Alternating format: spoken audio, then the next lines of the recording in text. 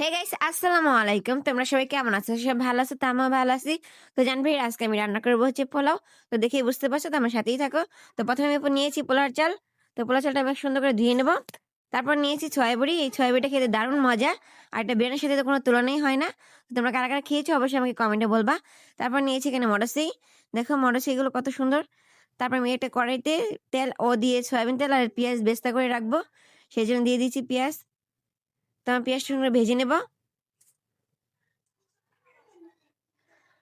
তো আমার ভাজা হয়ে গেছে, আমি এখানে দিয়ে দিয়েছি আদা বাটা। যেহেতু পোলাও রান্না করবো তাই আদা বাটা তো দিতেই হবে। তারপর দিয়েছি গরম মশলা। তো আমি এখানে সুন্দর করে ভাজবো। আমার ভাজা দেখো ভাজা হয়ে গেছে। তো আমি এখানে পানি দিয়ে দিব।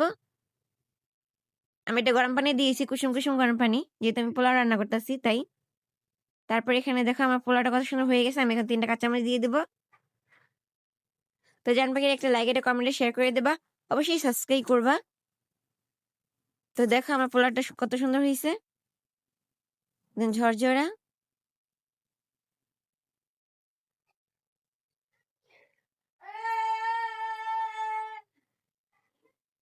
এইভাবে পোলাও রান্না করলে যে কেউ খাবে। তারপর আমি উপর দিয়ে দিব পেঁয়াজের বেরেস্তা, যেটা আমি ভেজে রেখেছিলাম। তো আমার পোলাও হয়ে গেছে, আমি এখন নামিয়ে নেবো সুন্দর করে। তো দেখো আমার এখন সব রেডি। তো জান পাখিরা তোমরা এভাবে রান্না করার চেষ্টা করবা অবশ্যই। আর কমেন্টে জানাও আমরা কেমন হয়েছে। তো আজকে আমরা দেখে নে, বাই বাই।